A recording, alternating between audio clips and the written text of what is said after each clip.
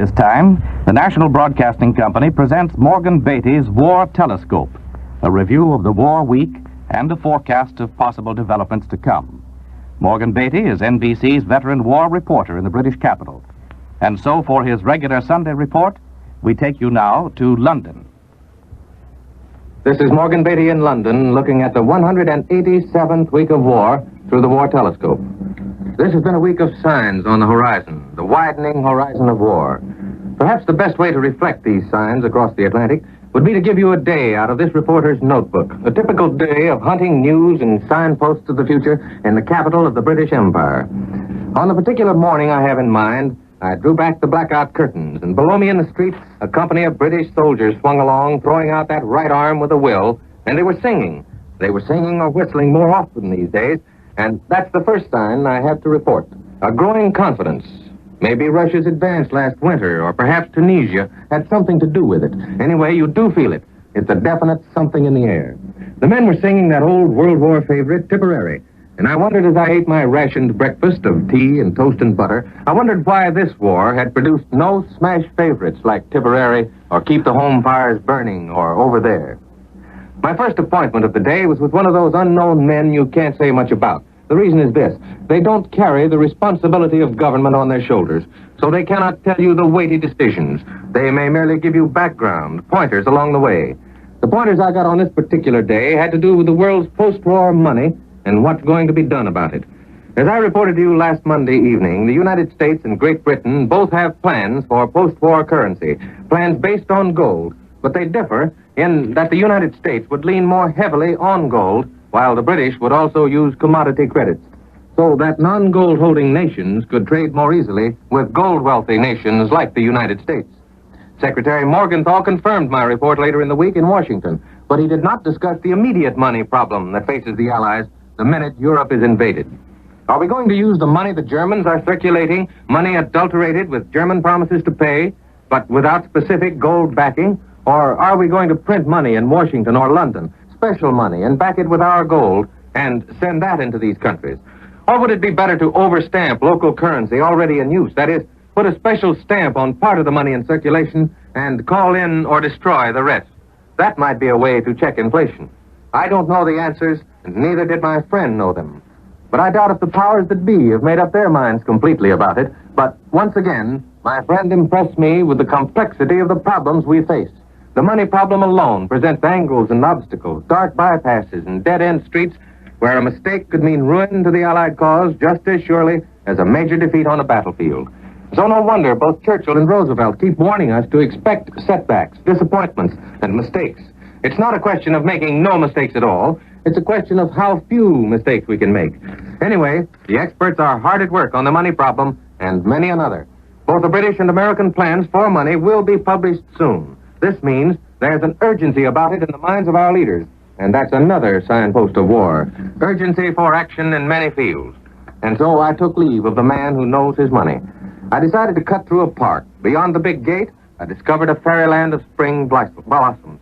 The bulbs were planted long before the war, and as the British say, they wanted tending. But they persisted in showing their beauty and shedding their perfume. Suddenly, I heard a sound that sent a wave of homesickness over me. Or were my ears playing me false?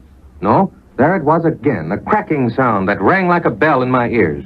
Unmistakably, it was the sound of an American baseball bat against a regulation big league baseball. For the first time in years, I really wanted to see an infield swing over when a left-hander came up to bat. I wanted to see a first baseman stretch himself a mile and spear the throw from short. I actually broke into a run toward the crack of the bat, and sure enough, there they were, Uncle Sam's soldiers, warming up for the American baseball season in London. And of all things, scores of British spectators braved the raw wind and looked on fascinated. A burly fellow with a pipe, obviously a cricket or a Rounders fan, spotted me as an American and brought two of his friends over for a chat about the American game. Must the batter always run when he hits the ball, they asked. Yes, unless it's fouled, I said. And what's a foul? I explained the best I could. But how can a foul be a strike? For the first time in my life, I understood how complicated is American baseball, or rather, how complicated it has become through the years with the speed-up rules. I did the best I could to cover the general idea to the man with the pipe, but for the life of me, I couldn't tell him how many feet there are between the pitcher's box and home plate. As an expert, I fizzled out right there. But my English friends liked the game. It looks a good sport, they said, but it wants a lot of knowing, which in American means it's okay, but it's hard to figure out. My old eye for the game returned gradually, however, even though it was distracted a bit by the silver barrage balloons hanging in the sky and the big guns peeping over a parapet of the anti-aircraft defense system. They were a little beyond home run territory. Soon I spotted a professional player, obviously the best man on the field, and I asked him all about his team. He was Chuck Eisen, Lieutenant Chuck Eisen. He confessed he had led both major and minor leagues in strikeouts when he was in the Pacific Coast League in 1941. He went to the Red Sox for $17,000, but before he got a chance to play last year, he went into the Army, and here he is. Chuck says he's going to have the best team in the British Isles, and they'll play in the first World Series in Britain this fall. His boys were out to practice first on March the 6th, to be exact. Chuck's counting on several good boys. At short, he's got Private Johnny Farrell from Brooklyn and Private First Class Bob Korcher of Scranton, Pennsylvania. He may play third base, incidentally. Sergeant Red Summerall of Eden, North Carolina, is shaping up as an outfielder. The only fly in the baseball ointment at this moment is the dearth of uniforms and shoes. Only one team, London-based command, has both uniforms and shoes in this area. The Army has given examples, by the way, to a British war contractor, and the men may get their togs by May the 15th, and they may not. Baseball uniforms and shoes must take their chances behind rush war orders, which is another sign of the times. But enough of baseball. My next appointment was pressing close. I took a train for a place which must remain nameless. It's a secret American 8th Air Force bomber station, and there I met one of the rarest people in England, an officer in the American Women's Army Auxiliary Corps, the WAC. You've heard of her before, perhaps. She arrived 7 weeks ago, and the newsman interviewed her then. She's Lieutenant Dorothy Schwartz of Elsa, Texas. I asked the lieutenant to come to the studios here in the heart of London today and tell you folks how she likes England and what she thinks of it after 7 weeks. It took a lot of persuading, but here she is, Lieutenant Dorothy Schwartz, the Dottie to her friends back home before she put on her uniform. She's 5'4", brown eyes, beautiful skin toned by the sunshine of Texas. She's got a contagious grin, and she's every inch an officer and a most desirable dinner companion. She's one of the very few American women soldiers among many men.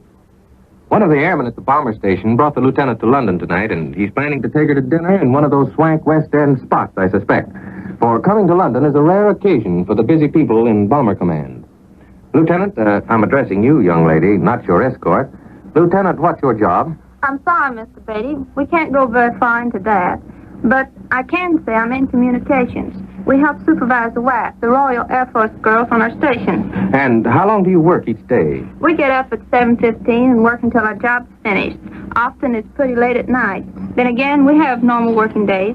Then I take it you could use more wax from home. If they could be spared, we certainly could. And how do How do I like England? How many times have I answered that? Here goes. I like England. I'm not homesick. I haven't been bothered much with Brussels sprouts as you have in London because we have army food. And no, I didn't bring near enough stockings. I only brought 12 pair. I could have used 3 times that many. I don't have much time to go out, but when I have gone to dinner, dances in London or another base, I've enjoyed them very much. The English could not be kinder or more considerate if they tried. Thank you, Lieutenant, for clearing up all the standard points in record time. Now, let's get outside the regular sphere. What do you miss most? I don't like comparisons, but I do miss good old American sunshine. Next, I miss soap flakes. We have excellent bar soap in England. If you can get a flake, you can't get flakes anywhere. And bar soap is not as easy on our precious stockings. I miss American cosmetics, too. Not because American is better. I really don't know much, don't know which is better. But, because all cosmetics are very hard to get over here. But I'm so busy, I don't have time to worry about things I miss. But how about those crisp salads and French dressing? Oh, yes, the salads, too. But if this keeps up, the folks back home will think I'm complaining, and I'm not. And the things you miss aren't hurting you any, judging from your appearances. But let me tell you about the fun we have. I've got an English bicycle. It took a little while to get used to the handbrake instead of the coaster brake and riding on the wrong side of the road instead of the right. The British think the left side is the right side of the road, Lieutenant. Well, anyway, both sides of the road are the right side for me now. It's still a little confusing. Tell us, Lieutenant, what's your biggest thrill to date? That dinner dance, the Ritz, or what? No, not the dinner dance. I deserted that dance so I could be on hand for the great event of my life. A party was given for some airmen, where I could see Mr. Winston Churchill. I hurried from London and arrived just in time to meet one of the greatest men of modern times, the Prime Minister. He looked exactly like his pictures. This was a high point for me because, well, when I saw him and shook hands with the man who has so many responsibilities like our own president, I began to think how hard a job he has. And I thought how wonderful it is in a democracy for the leader to mix socially with the boys who are really fighting in the battles on the front line. Yes, this must have been an impressive experience for you, Lieutenant. I remember the day I first saw you. You're different somehow in only 7 weeks. You're more mature, more of a soldier, more of a personality capable of carrying on the democracy that Roosevelt and Churchill stand for. Thank you for coming in today. You're another and an inspiring sign of the times for us. As you folks back home may have gathered, a Correspondence Day is a busy one. After my visit to the bomber base, I returned to London to check over the news of recent days. More and more people are being called up for national service of one kind or another. And Brendan Bracken, Britain's skillful Minister of Information, has discovered that the ministry supplied the British people with 40,000 talks last year on every conceivable subject, most of them by experts. But he's going to cut down on talks because the British passion for oratory, as Mr. Bracken puts it, has developed to monstrous proportions, and that's another sign of the times. Less speech and more action. And the Russians are demanding our maximum effort in the near future. Soviet Ambassador Maisky puts it bluntly. We want to bring this terrible war to an end at the earliest opportunity, he said. And that brings us to my major engagement of the day. I talked with a student of war, a man who has spent much of his life studying the history of warfare.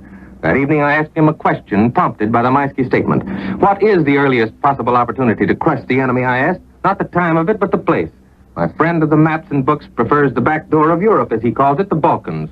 The same back door the Allies used in 1918. But he reminds me that this war, strategically, is developing several interesting back doors for Allied attack. And would you name them, I asked? He told me to consult the stream of news pouring out of the world. All the clues have been published. Then he smiled. So off I went pondering. After several hours of digging, I discovered what my friend was talking about. Series of developments. These signs began cropping out before the end of March, and they're multiplying fast now. The first one, developed on March the 30th, 4,000 square miles of Britain has been set aside as a possible springboard for offensive operations against the Axis. Then Stockholm reported rumors of mysterious parachuter activity by Allied forces in Norway. Bern, Switzerland said the Germans and Italians are building a Riviera line across the soft underbelly of France. King Boris of Bulgaria has been talking to Hitler about the Balkans, where seething undercurrents are again developing. And General Eisenhower says the Tunisian campaign is shaping toward a decision. And the British United Press today says the Royal Navy is massing in the Mediterranean to prevent a Tunisian Dunkirk. In the midst of all these reports, our own Secretary of the Navy, Frank Knox, reveals that the United States Navy is working in the Pacific with floating docks, which means we're moving toward independence of shore bases. This is a threat of offensive action against the Japanese on the other side of the world. All of these things add up. They spell opportunity for the Allies on many fronts. At last, the tables are turned strategically, thanks to the back doors of the Axis created by the strategy of the Allied High Command. And now this is Morgan Beatty saying, so long until next Sunday. You have been listening to War Telescope, a weekly report on the war as seen from London by Morgan Beatty, NBC's veteran war observer in the British capital. Mr. Beatty is presented every Sunday at this same time, so be sure to tune in again a week from now. This program came to you from London and New York. This is the National Broadcasting Company.